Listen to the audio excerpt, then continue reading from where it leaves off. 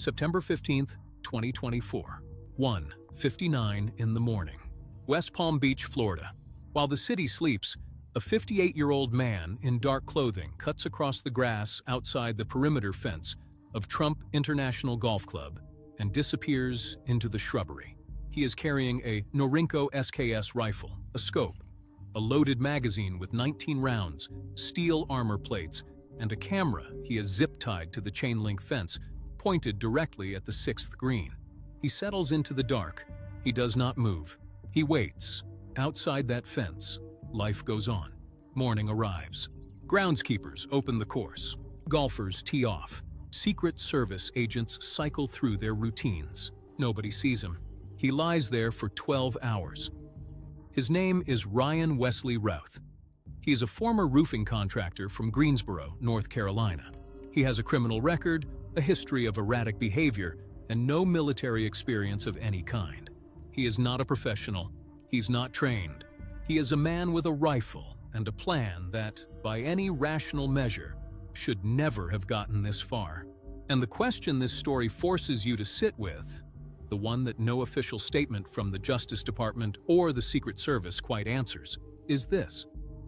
How does a convicted felon with a stolen license plate manage to set up a sniper's hide 12 feet from a chain-link fence at a presidential candidate's private golf club, and then lie there, undiscovered, for nearly half a day? To understand that, you have to go back, not to September, to the moment Ryan Routh decided, sometime in the first weeks of 2024, that he was going to kill Donald Trump. Ryan Wesley Routh was born in February 1966 in Greensboro, North Carolina. By the time the 2024 election cycle began heating up, he was pushing 60. The biography that investigators and journalists assembled after his arrest is strange in the way that only truly American biographies can be. He ran a roofing business.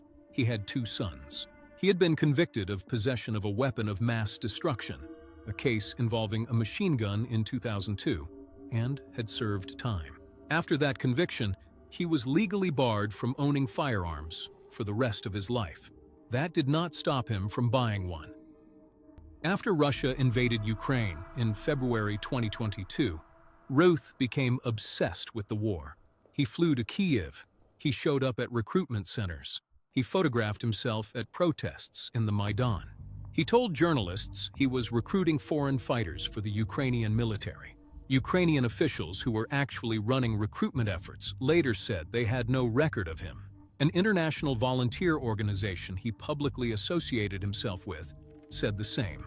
He was not operating inside any official structure.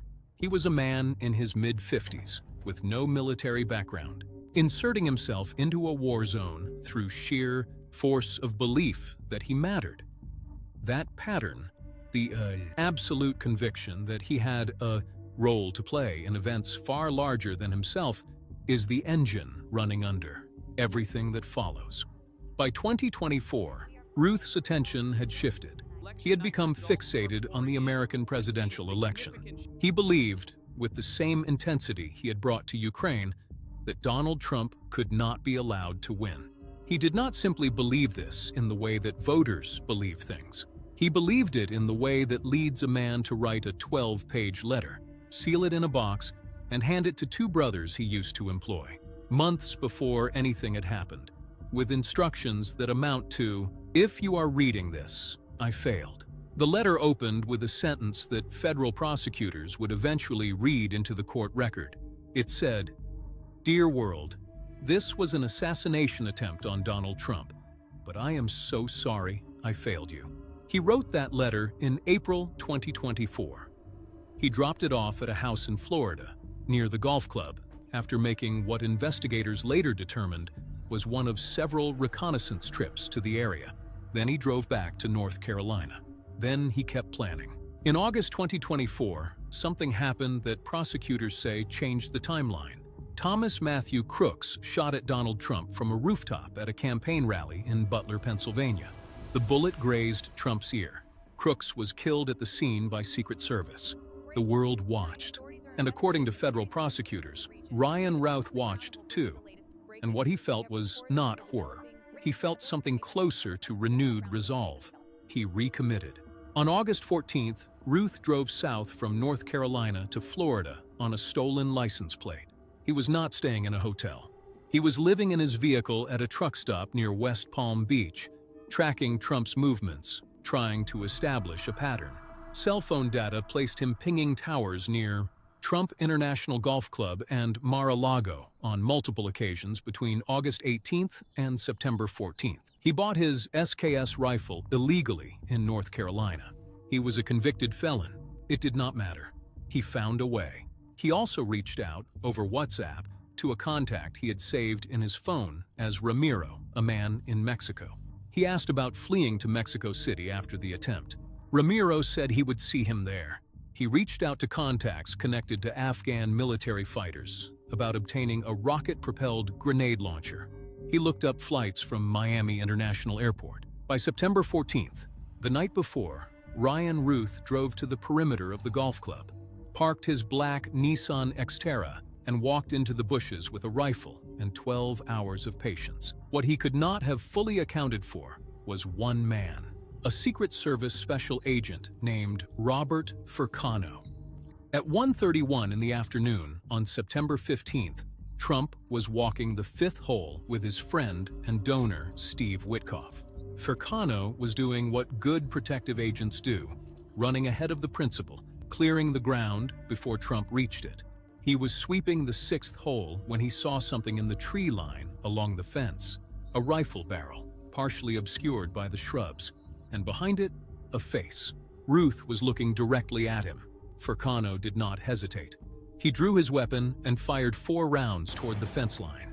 Ruth dropped the rifle, turned, and ran. He crossed the road, jumped into his Nissan Xterra, and drove north on the highway. Trump was pulled off the course by his detail. He was not hit. Routh had never fired a single shot. Left behind at the fence, a Norinco SKS rifle with a scope, 1 round chambered, 19 in the magazine.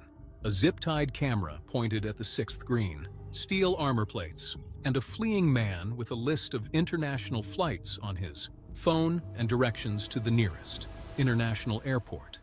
A civilian standing near the road had seen Routh run to his vehicle and written down the plate.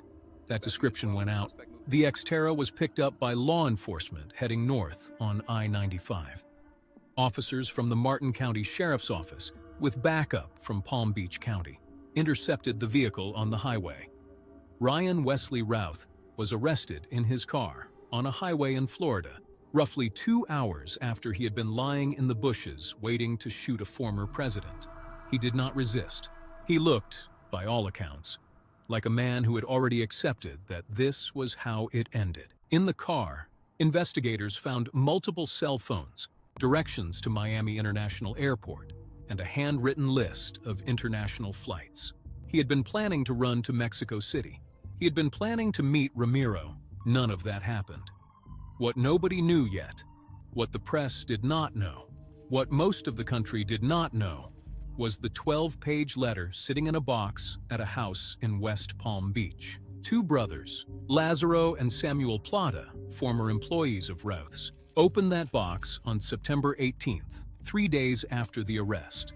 When they finally understood what it was, inside, the letter, improvised destructive device components, burner phones, and .50 caliber ammunition.